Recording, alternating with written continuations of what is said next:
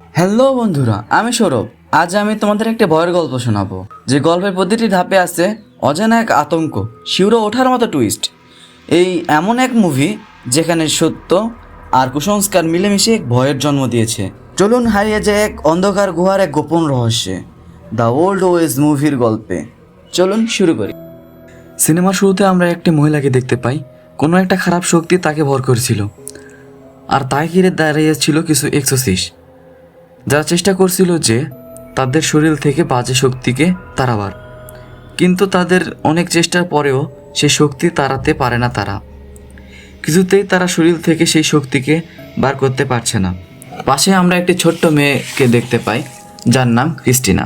সে ওই মহিলার পাশে চুপ করে দাঁড়িয়েছিল, আর সে দেখছিল যে এটা তার মায়ের সঙ্গে কি হচ্ছে। মাঝে মধ্যে যদি সে মহিলার ভরমুক্ত হয়, তখন সে তার মেয়েকে ক্রিস্টিনাকে বলছে, আমি একদম ঠিক আছি, তুমি ভয় পেও না।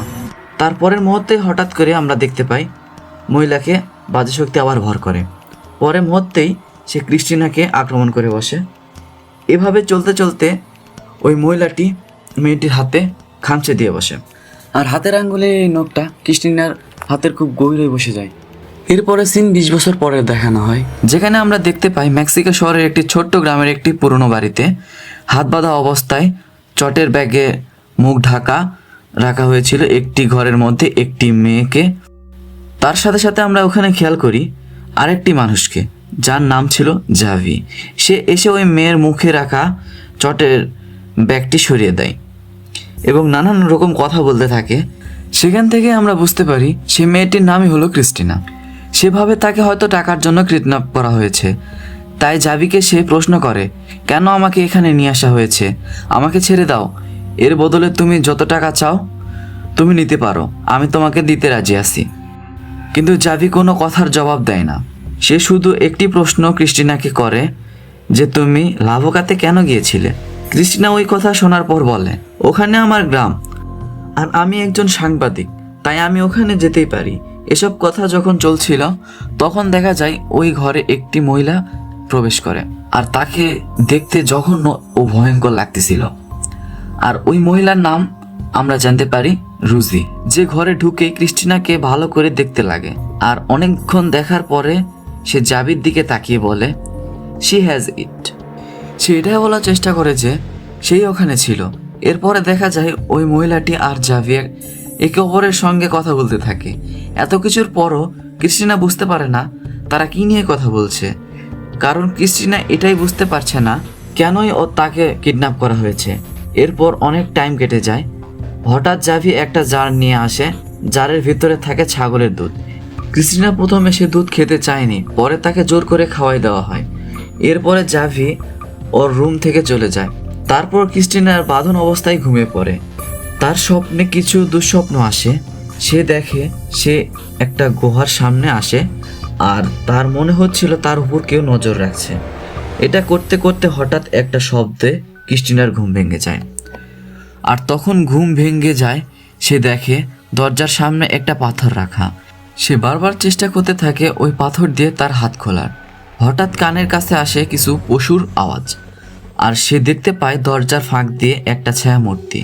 আর সে ফিল করতে পারে তার কানের কাছে কেউ ফিসফিস করে কিছু বলল। এর পরের দিন সকালে যখন জাভি আসে, এসে ক্রিস্টিনার হাতে কিছু প্যাকেট ধরিয়ে দেয় আর বলে, তুমি এই প্যাকেটগুলো টয়লেটের কাজে ব্যবহার করো। ক্রিস্টিনা বলল, ঠিক আছে, তোমরা আমাকে তো যেতে দিচ্ছ না, ঠিক আছে, কিন্তু আমার একটা কথা শোনো। এই গ্রামে আমার একটা ফুফাতো বোন থাকে, যার নাম মেরিন্ডা। তার সাথে তো আমাকে একটু দেখা করতে দাও। জাভি কোনো কিছুর পাত্তা না দিয়ে সেখান থেকে চলে যায়। আর কিছুক্ষণ পরে সেখানে মেরিন্ডা আসে ওই ঘরে। ক্রিস্টিনা তাকে দেখে খানিকটা অবাক হয়। এরপর মেরিন্ডা এসে বলে, আমি এই দুজনকেই চিনি, জাভিকেও চিনি, রোজিকেও চিনি, আর আমি এটাও জানতাম যে তোমাকে এখানে ধরে রাখা আছে। আর এই যে ঘটনাটা তোমার সঙ্গে ঘটছে, এটার কারণ হচ্ছে তুমি লাভোকা গুহাতে গিয়েছিলে। তুমি যখন সাংবাদিকের কাজ নিয়ে এখানে এসেছিলে, তখন আমি তোমাকে বলেছিলাম, তুমি এসেছো ভালো কথা, কিন্তু তুমি জঙ্গলের দিকে যেও না, ওই লাভোকা গুহার দিকে। ওখানে কিন্তু পুরোটা শয়তান আর জিন পিশাচ দ্বারা ভর্তি। কিন্তু তুমি আমার কোনো কথায় পাত্তা দিলে না। এছাড়াও মেরিন্ডা ক্রিস্টিনাকে বলে, আর যখন তোমাকে ওই গুহা থেকে উদ্ধার করা হয়েছিল তখন তুমি অজ্ঞান অবস্থায় ছিলে। আর রুজি তোমাকে ওখানে দেখতে পেয়ে তোমাকে নিয়ে আসে গুহার ভিতর থেকে। আর তোমার ভিতরে একটা দানব ভর করেছে। আর রুজি একটা ওঝা, আর জাভি হলো তার ছেলে। আর মেরিন্ডা এটাও বলে যে আমার কথাই তোমাকে এখানে নিয়ে আসা হয়েছে। এরপর ক্রিস্টিনা তার ব্যাগটা চেয়ে পাঠায়, আর মেরিন্ডার কথা মতো লুজও ব্যাগটা নিয়ে চলে আসে। এরপর সবার নজর এড়িয়ে তার ব্যাগ থেকে সে একটি ফোন আর একটি বক্স বের করে নেয়, কারণ বক্সের ভিতরে ছিল কিছু ডার্ক আর সিরিঞ্জ। কিছুক্ষণ পর দেখা যায় ক্রিস্টিনার ফোনটা বেজে ওঠে, কারণ ক্রিস্টিনার ফোনে ফোন দিয়েছে তার বস। তার বসের নাম হলো কারসান। ক্রিস্টিনার ফোনে ফোন আসার পরপরই ক্রিস্টিনা ফোনটি ধরে ক্রিস্টিনা বলে তাকে গ্রামের মানুষেরা আটকে রেখেছে। আর কিছু বলার আগেই জাভি ওখানে চলে আসে আর ক্রিস্টিনার ফোনটা কেড়ে নেয়। এরপরে রাতে সিন দেখানো হয়। এখানে দেখানো হয় যে ক্রিস্টিনার ঘরে অনেক মোমবাতি দিয়ে সাজানো হয়েছে, আর সেখানে ক্রিস্টিনা একভাবে চুপ করে বসে আছে। হঠাৎ করে যখন ক্রিস্টিনা জানালার দিকে নজর পড়ে তখন দেখে সেখানে একটা বাচ্চা ছেলে দাঁড়িয়ে আছে। সে সেখানে দেখতে গেলে বাচ্চাটি লুকিয়ে পড়ে। এটার পরে ক্রিস্টিনার মনে একটা ভয়ের জন্ম নেয়, আর এই ভয়ের ফলে ওই বক্স থেকে সিরিঞ্জে ড্রাগ ভরে তার শরীরে নিয়ে নেয়। পরের সিনে দেখানো হয় কিছু আগের ঘটনা, মানে ক্রিস্টিনার কিছু অতীতের ঘটনা। ক্রিস্টিনার মা যখন মারা গেছিল তখন ক্রিস্টিনা মনে মনে বিশ্বাস করত মায়ের কোনো ওঝার দরকার ছিল না, শুধু দরকার ছিল ভালো চিকিৎসার। সে মনে মনে বিশ্বাস করত যে তার মা ওঝার কারণেই মারা গেছে, আর এই কারণে সে কোনো কিছুর প্রেশার মাথায় বেশি নিতে পারত না।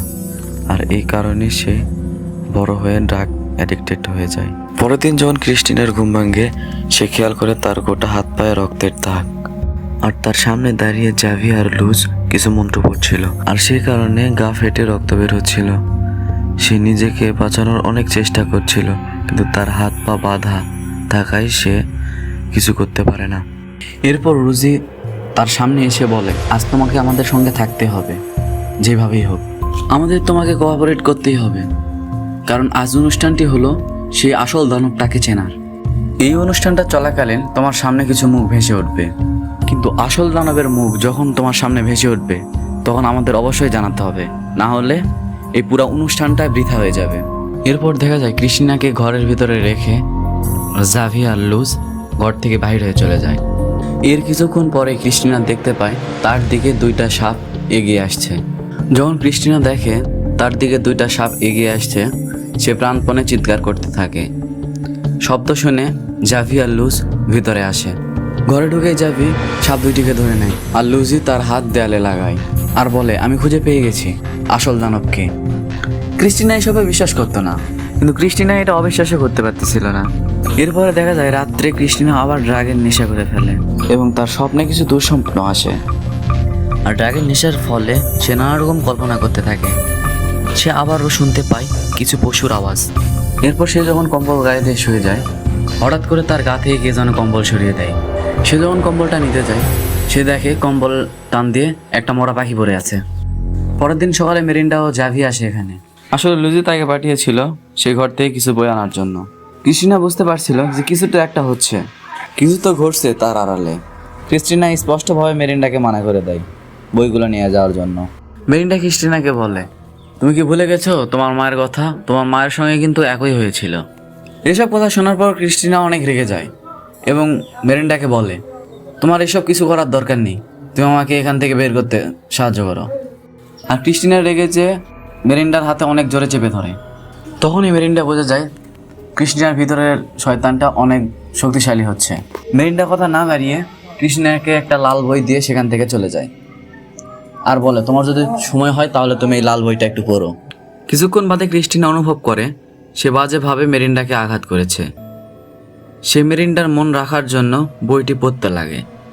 সবার শেষে ক্রিস্টিনা বুঝতে পারে যে তাকে পুস্তুকি নামের একটি দানব তাকে শয়তান ভর করেছে। এরপরে হঠাৎ করে আস্তে আস্তে ঘরের মোমবাতিগুলো নিভে যেতে থাকে। ক্রিস্টিনা লক্ষ্য করে ঘরের এক কোনায় কেউ দাঁড়িয়ে তাকে লক্ষ্য করছে। সে অনেক কষ্টে একটা মোমবাতি জ্বালায়। সে মোমবাতিটাও ফ্যানের বাতাসের জন্য নিভে যায়। এরপর সে অনুভব করে কেউ যেন তার চারিদিকে বেঁধে রেখেছে। পরের দিন সকালে ক্রিস্টিনা খেয়াল করে তার ঘরের যে জানালাটা রয়েছে সেই জানালাটার পাশে একটা বাচ্চা ছেলে দাঁড়িয়ে আছে এবং তাকে লক্ষ্য করছে। এরপরে দেখা যায় ওখানে মেরিন্ডা চলে আসে এবং এসে বলে, বেশিরভাগ দানব মানুষের দুর্বল জায়গা নিয়ে খেলা করতে ভালোবাসে। সে যত দুর্বল তাকে তত ভয় দেখানো সহজ। আজ ক্রিস্টিনার সাইকিক সার্জারি হওয়ার কথা, এটাও একটা অংশ ঝাড়ফুঁকের। এই সার্জারি চলাকালীন লুস ক্রিস্টিনার পেট থেকে কিছু দাঁত ও একটি সাপ বের করে। হঠাৎ ক্রিস্টিনা লক্ষ্য করে একটি অচেনা হাত একটি ইঁদুরকে পিষে মেরে রেখে যে রক্ত বের হয় সেই রক্ত নিয়ে এসে তার হাতে লাগিয়ে দিয়ে চলে গেছে। এটা দেখার পর ক্রিস্টিনার মনে ভয় জন্ম নেয়। সে ভাবে যেইভাবেই হোক এখান থেকে সে পালাতেই হবে। সমস্ত রকম পালানোর ব্যবস্থা যখন করে ফেলেছে তখন সেখানে জাবি চলে আসে আর ক্রিস্টিনা তার উপর আক্রমণ করে সেখানে পালানোর চেষ্টা করে, কিন্তু কিছুতেই ক্রিস্টিনা পালায় যেতে পারে না। কোনো একটা অদ্ভুত শক্তি তাকে বেরোতে দিচ্ছে না। তখন সে লক্ষ্য করে দরজার ওখানে একটা গণ্ডি বাঁধা আছে। তখন সে ওখানে লুস ও রুজি চলে আসে আর দেখে ক্রিস্টিনার মুখ থেকে একগুচ্ছ চুল বের হচ্ছে বমির সাথে। এখানে রুজি বমি থেকে চুলটা তুলে চেনার চেষ্টা করে এই দানবটা কি। ক্রিস্টিনা বলে, আজ সকালে আমি একটা বই পড়লাম ব্রুকম্যান নামের, ওখানে যে আচার লেখা আছে সেটা করলে কেমন হয়। এটা শোনার পর লুস ওকে বলে, ওই আচার অনুষ্ঠানগুলো খুব শক্ত, যদি কোনো ভুল ত্রুটি হয় তাতে প্রাণও যেতে পারে। এটা শোনার পর ক্রিস্টিনা বলে, কোনো অসুবিধা নেই, তুমি শুরু করো। তারপর লুস যখন ক্রিস্টিনাকে তৈরি করছে ব্রুকম্যান আচার করার জন্য, তখন জানা যায় এই অনুষ্ঠান সবাই করতে পারে না, কারণ এটা অনেক প্রাচীন অনুষ্ঠান আর এটা খুব পুরনো নিয়ম। এরপর দেখা যায় লুস ওই আচার অনুষ্ঠান শুরু করে, তার নখ দিয়ে মাটিতে কিছু আঁচড় কাটতে থাকে। আমরা তখন দেখতে পাই এর ফলে ক্রিস্টিনার অঙ্গ প্রত্যঙ্গে আটকে যাচ্ছিল আর আমরা দেখতে পাই কিছু দাগ ও তার শরীরে তৈরি হয়। দেখা যায় যত মাটিতে আঁচড় কাটতে থাকে ততই ক্রিস্টিনার অঙ্গগুলো আটকে যেতে থাকে মাটির সাথে। হঠাৎ করে ক্রিস্টিনা লাবকার গুহাতে চলে যায় আর সেখানে গিয়ে দেখতে পায় একটা ভয়ঙ্কর দানব আর একটা বাচ্চা ছেলে রয়েছে। আর হঠাৎ করে দানবটি ক্রিস্টিনার চোখে আঁচড় দিয়ে বসে আর এই আঘাতের জন্য ক্রিস্টিনার চোখ খুলে আসে। তারপর ক্রিস্টিনার চোখ খুললে দেখতে পায় ক্রিস্টিনা ওই ঘরে চলে এসেছে যে ঘরে ক্রিস্টিনাকে আটকে রাখা হয়েছিল। আর এখানে চোখ খুলে দেখতে পায় ওর ঘরের মধ্যে ওই বাচ্চাটি রয়েছে আর ওই বাচ্চা ছেলেটি শয়তানে পরিণত হচ্ছে। এর ফলে লুস কিছু মন্ত্র পড়া শুরু করে। আস্তে আস্তে যখন মন্ত্র পড়া শেষ হয় তখন দেখা যায় শয়তানটি শেষ হতে লেগেছে। শয়তানটা মারা যায়, সাথে সাথে লুসের প্রাণটাও চলে যায়। লুস মারা যাওয়ার পর ক্রিস্টিনা ভাবে আরও কিছুদিন সে এই গ্রামে থাকবে। এরপরে একদিন মেরিন্ডা আর ক্রিস্টিনা গল্প করতেছিল, তখন ক্রিস্টিনার কাছে তার বস কার্সানের কল আসে। সে বলে সে গ্রামে তাকে নিতে আসছে। ক্রিস্টিনা অনেকভাবে তাকে বোঝানোর চেষ্টা করে বা বলার চেষ্টা করে, কিন্তু নেটওয়ার্কের প্রবলেমের জন্য সে তাকে আসতে মানা করতে পারে না। ক্রিস্টিনা তারপরে লক্ষ্য করে মেরিন্ডার ব্যবহারে একটি অদ্ভুত পরিবর্তন। এসব দেখে ক্রিস্টিনা বুঝতে পারে শয়তানটি মরেনি, সে মেরিন্ডার শরীরে ঢুকে পড়েছে। ক্রিস্টিনা এগুলা স্পষ্ট দেখতে পাচ্ছিল কারণ তখন ওই শয়তান ক্রিস্টিনার চোখে আঘাত করেছিল। তখন তার ভেতরে এক ধরনের অদ্ভুত সঞ্চালন হয়েছিল, যার কারণে ক্রিস্টিনা এসব দেখতে পাচ্ছিল। মেরিন্ডা ক্রিস্টিনার কাছ থেকে সাহায্য চায়, কিন্তু ক্রিস্টিনা কিছুতেই বুঝতে পারছে না যে সে কীভাবে সাহায্য করবে, কারণ এই কাজ তো শুধু একমাত্র লুস পারত আর লুস এখন পৃথিবীতে নেই। আর তখন চমৎকারভাবে ক্রিস্টিনা লুজের আত্মাকে দেখতে পায় আর লুজ তাকে সাহায্য করে কিভাবে ঝাড়ফুঁকের মাধ্যমে সুস্থ করা যায়। এরপর লুজের সাহায্যে আর ক্রিস্টিনার চেষ্টায় ক্রিস্টিনা মেরিন্ডার শরীর থেকে সেই শয়তানকে বার করে মেরে ফেলে। তখন মেরিন্ডা সুস্থ হয়ে যায়। তখন ক্রিস্টিনার মনে হয় তার জীবনে মানুষের সেবা করার জন্য। তারপরে সে ঠিক করে সে আর কোথাও যাবে না, সে এই গ্রামেই থেকে যাবে। এরপর অনেক দিন বাদে দেখা যায় কিছু গ্রামের মানুষ একটি মানুষকে ধরে নিয়ে আসে ক্রিস্টিনার কাছে আর বলে একে লাবকা গুহাতে দেখা গেছে। আর মুভিটি এখানেই শেষ হয়। আর বন্ধুরা, এক্সপ্লেনটা কেমন লাগলো কমেন্টে জানাও আর লাইক করতে কিন্তু ভুলো না জানো। পরের গল্পের জন্য আমাদের চ্যানেলটি সাবস্ক্রাইব করো।